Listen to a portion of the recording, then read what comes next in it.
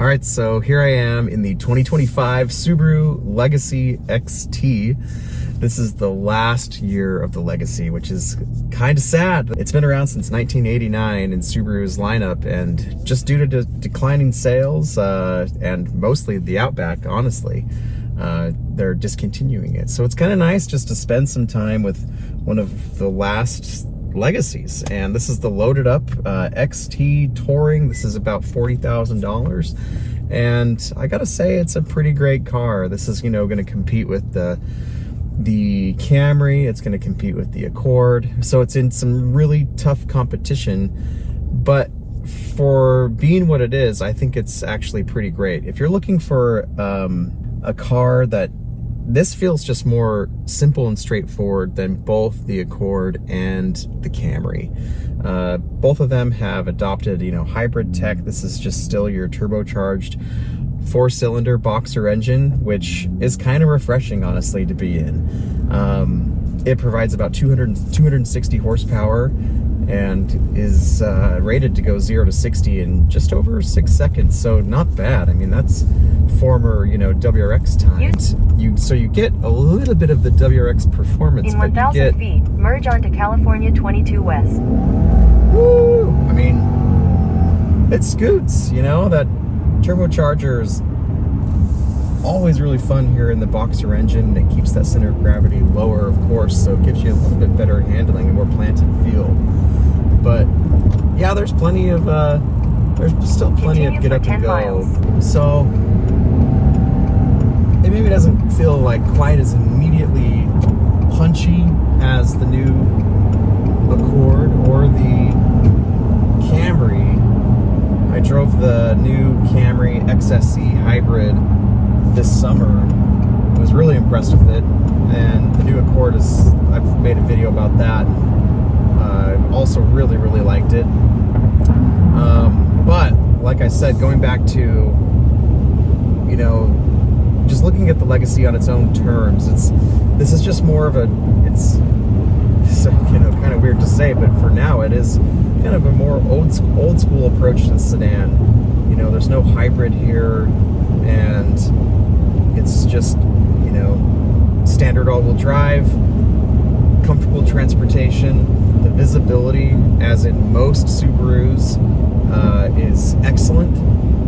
The glass is huge, and you can see really well out of it. The seating position is excellent, and I think that these, out of the three, you know, the Accord, Legacy, and the Camry, I think that this has the best seats. These seats are really comfortable, and it has, you know, you can adjust the leg support out here for your thighs, which is really great for people with longer legs, and I think it's just really comfortable. The materials in here are really good. Like, the leather feels nice, the rubber, the plastics, like it all feels and looks really nice. As I've said in my other Subaru reviews, I don't love the infotainment, and I know like pretty much everybody has said that as well online. There's kind of like a weird mix of physical buttons, but a lot of them are, you know, digital in the screen. Like, even just now, after driving this for a while, I was like, where's the auto stop start defeat button? I couldn't find it because I was looking for a physical button. Well, it's because it's in the screen, and you got to press that if you don't want it to do the auto stop start, which I would say you probably want to keep that off. It's one of the rougher stop start systems I've experienced, and I don't know that it saves you that much gas. And speaking of gas, the fuel economy on this is actually like pretty good. As it is, it has to be with, you know, the competition. It's not quite as good as what you're going to get, or definitely not as good as what you're going to get in the Camry hybrid. You know, that gets up in the 40-45 mile per gallon. But here, with all-wheel drive and turbocharged boxer, no hybrid to speak of, this still gets about 30 miles per gallon. On the freeway, you know, Car and Driver at least tested it, got upwards of 34 miles per gallon, which is, I think that's pretty solid for being what this is. So not quite as good as maybe the competition, but still, it's, you know, with a full tank, if you're getting about 30 miles per gallon, that's going to give you over 600 miles of range in just this kind of, you know, smaller car, which is cool. A couple other things I've really liked about it too is the space in the back is pretty good, and again, I think it's about the same as the Camry. I don't know if it's quite as good as the Accord though. The Accord is truly like Mercedes-Benz S-Class level of rear seat space. You can fully stretch out back there, and it's amazing how much space is there. But there's plenty back there. Like, you can sit back there comfortably, and again, this leather, the materials are really, really good. The trunk is also really accommodating. I have our 2 full-size suitcases back there, and there's lots more space for others. And I do think it's a little bit more spacious than even what you'll find in the Accord. And so, you know, it's pretty good. It's kind of sad to see the Legacy go. I've always thought the Legacy was pretty cool. I remember even as a kid when, you know, seeing the Legacy GT, there's 2 really nice Legacy GTs in my neighborhood growing up. And I thought they were just like really cool looking cars, and it just seemed really fun.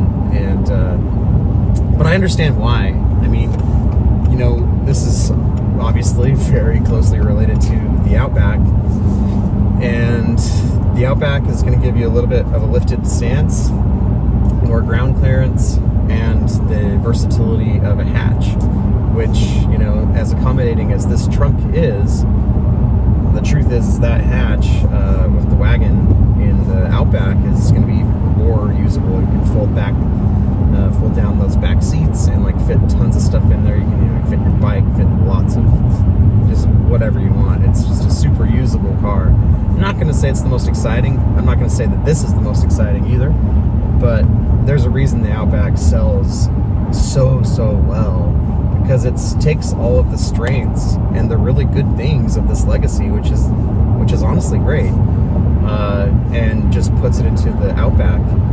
The drawbacks with the Outback is it does maybe look a little bit more aggressive. This is definitely a little more understated looking. There's not the body cladding and all of that, you know, going on here. And so I do, at the same time, while I understand the appeal of the Outback, and it's probably personally what I would buy if I were, you know, looking at the 2,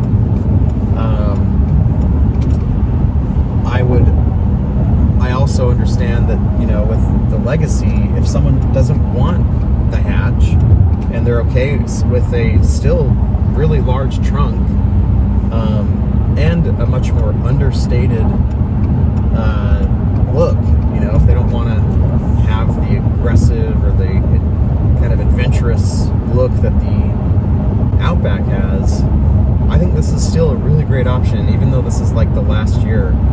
And so, you know, it'll be interesting to see too, if you're interested in the Legacy, because this is the last year, you might be able to get a pretty good deal on one of these, like even fully loaded. You know, this is just about $40,000, and it's got everything, you know, really nice materials, the turbocharged engine, which I would definitely say go for. I would say don't buy the Legacy without the turbocharged engine. You know, you're only with 180 horsepower 4-cylinder, which is, you're probably going to wish you had more, you know, more power. That's pretty sluggish. But with this 260 horsepower engine, it's fine. You know, it's really good, and I think you're going to be pretty happy. As far as like anything else goes though, like again, visibility's great, seating position, it's very comfortable. You know, I wouldn't say there's really much that's sporty about this, which is okay. I think, you know, it's kind of a shame. I saw something even yesterday that Lexus was talking how they want more sporty vehicles, and I don't get it. Like, I'm all for having, you know, some sporty vehicles, and I think I'm an enthusiast. I obviously really enjoy driving, but I also enjoy the cars that are just really comfortable and do their job of transportation and commuting really well. And I think this Legacy is one of those. And while I've never owned a Legacy, I've owned a few WRXs. We've owned 2 Foresters, so I'm pretty, you know, familiar with Subaru's all-wheel drive systems and how they perform in all kinds of weather, especially where we live in Utah with lots of snow. And if you just want like a really straightforward commuter that has still some punch and good tech, lots of safety tech. This is, 5-star rating, safety rating. Great visibility, easy to drive, insanely comfortable seats. Put some winter tires on this and just feel really confident once the snow falls. And you just come on that understated look. I think this is a very, very solid option. Not everybody's in love with the new Accord styling, and it's only front-wheel drive. Not everybody also loves the Camry's styling, and I think the Camry is not as roomy as this, and it definitely leans more sporty, especially the XSC trim, which admittedly is really cool. It's actually pretty fun, but I don't know if it's going to be for everyone. This is much more spacious. This is much more kind of relaxed and toned down, and I still think there's a really solid buyer and market for this car that maybe isn't going to want to buy the Outback. So while it's still here, go give it a shot. This is still an excellent car. I'm honestly kind of sad to see it go. I understand why it is, but you should go give it a shot. And one last thing I'll mention, just as the longer I sit here in this car, is I'm really grateful for how squishy the armrest is on the door, and the center armrest. Probably, honestly, some of the best I've seen. For someone with, fairly pointy elbows, I really appreciate that. And I could see this being a very, comfortable, road trip car if it wasn't for, and it's kind of a minor quibble, but there is, because of all this glass, there is a little bit more road noise that kind of comes in, and wind noise than maybe some of the competition. But it's, not bad. I think you'd get used to it.